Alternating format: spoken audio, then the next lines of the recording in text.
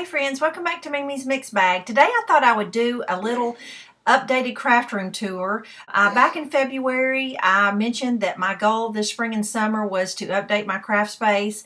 I took about $400, give or take, and spent it in this room. When I first created this space, I was snatching and grabbing any kind of rack, shelf, cubby hole, anything I could find that I thought could serve a purpose for storage. Well, after I got in here and realized what I needed, it just wasn't working for me. My husband had found this big solid wood door and created me a huge work table that took up about a third of the room. And, I just found that the bigger work table I had, the bigger mess I had. And so now that I have really a space for everything and I have a smaller work table, it almost forces me to put things back where it belongs.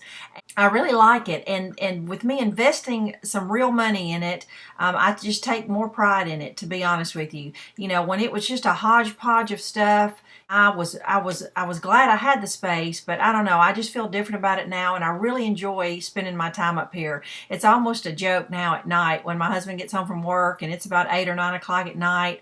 I'll say, I'm going upstairs for a few minutes, and he'll say, I'll see you in the morning, and stuff like that. So it's just funny now, but I really do love the space, and so what I'm going to do is, my office chair here is a swivel chair, and so I'm just going to start at my door and just do a slow 360 around the room. And if you have any questions or want to know any other specific details of something you see, feel free to ask. Most everything was bought in the last 6 months, and it's just really working for me. So stay tuned and we'll get started. Start with my new little craft room sign. This is the inside of a canvas frame.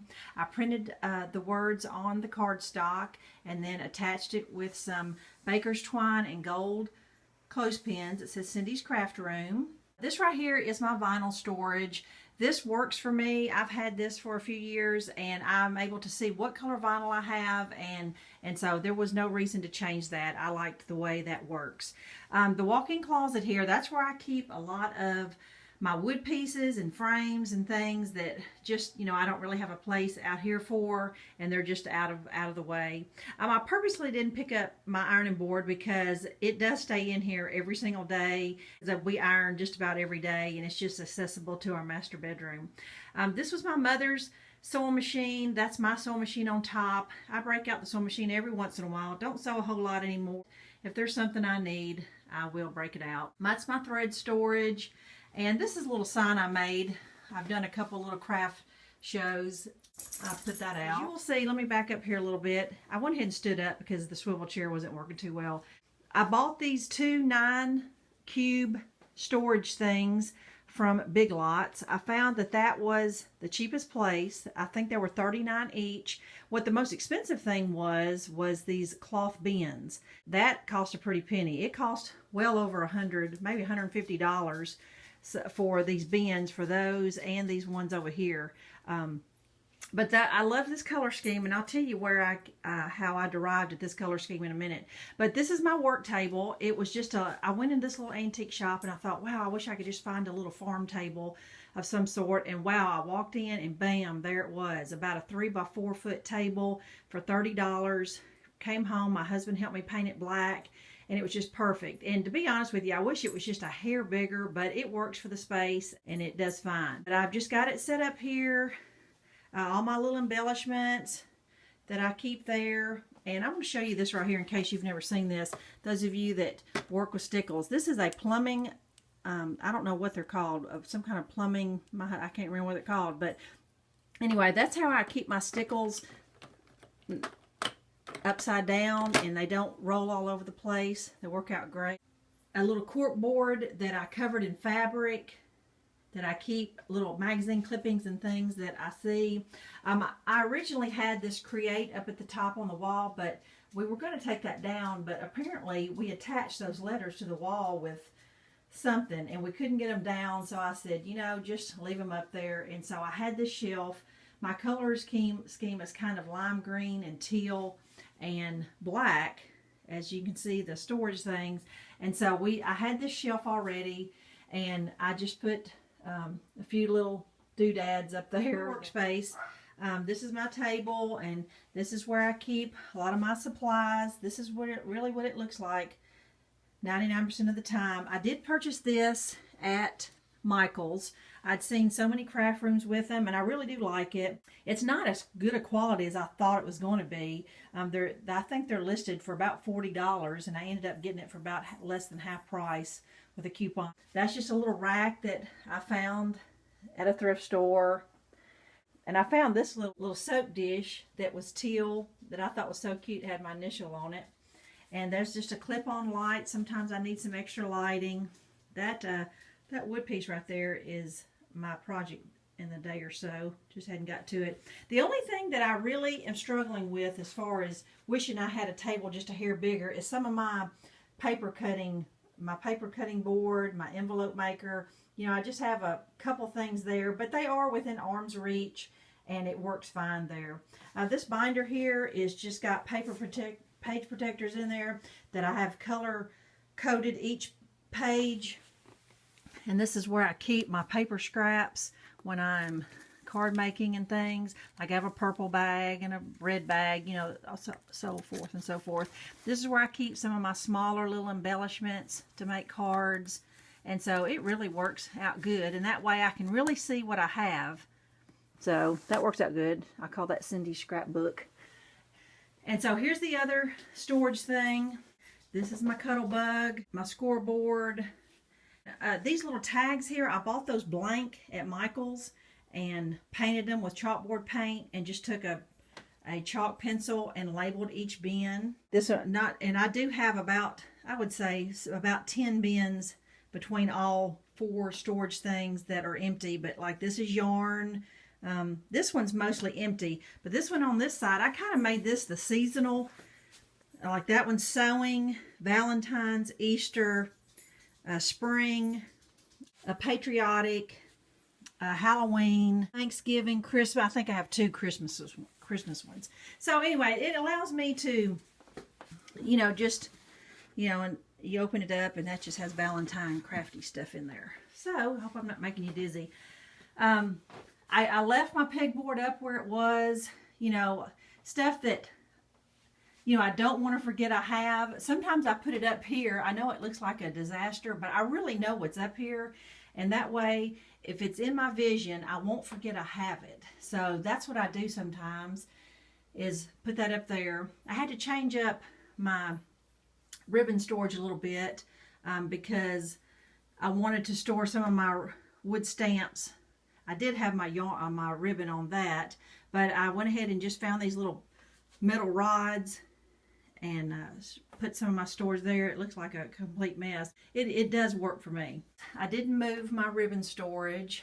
I really don't buy, I certainly don't pay full price for any kind of wood stamps. Most of my wood stamps are strictly from the thrift store or yard sales, but I really avoid buying those just because they're kind of a hassle to store. But I do have some, the main ones I have are just some holiday ones, Christmas, Valentine's, and some birthday. That's the main wood stamps that I collect. Down here is a rack that was from my classroom, and I labeled each little shelf. And so the top shelf, it just says various 12 by 12, various 6 by 6, cardstock, pattern paper, and colored paper. And so I really do have it in some kind of organization. It just don't quite look like that right now. I have a few wreaths leaned there. Now these are the other 2 storage things I bought. These are 2 6s, and I laid them on its side like that. This was just a little baker's rack that I store some of my ink pads.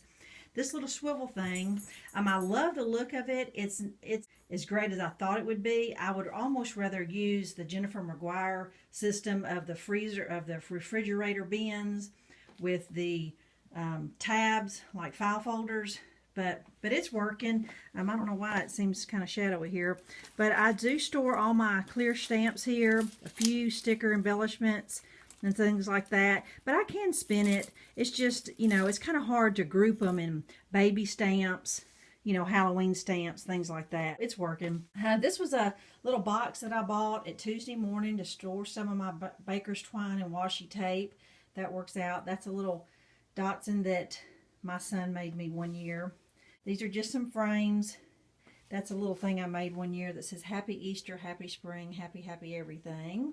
It was just a piece of scrapbook paper I thought was so pretty that matched the room with the blue bird. This whole thing is full of ribbon. Let's see, that says fabric. Those two are fabric. That's envelopes.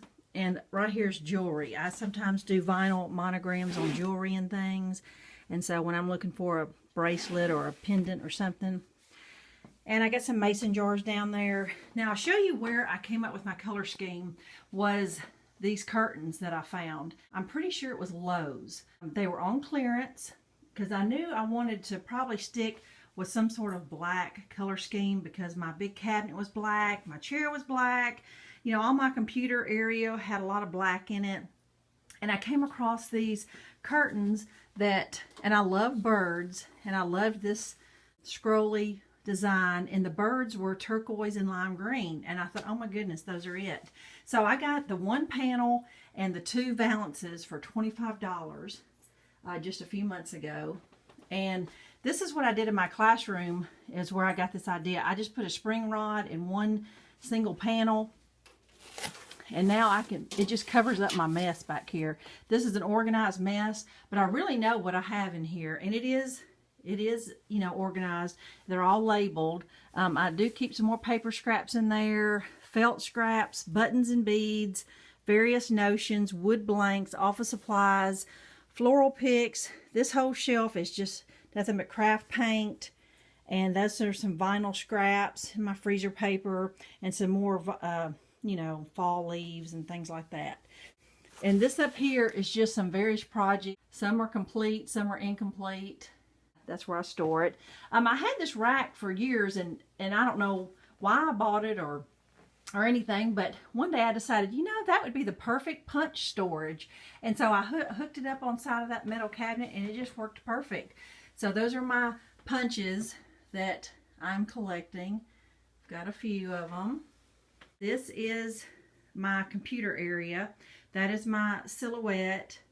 I'd been wanting a dust cover, and just perfect that they only come in 3 colors: gray, the teal color, and pink. And so that is my computer. And this little hairy thing right here is my crafting buddy. This is Rainy. And so that is it, friends. That is my new 2015 craft room. So it is still a work in progress, but I really do enjoy it, and I'm glad I got to share it with you. Bye-bye.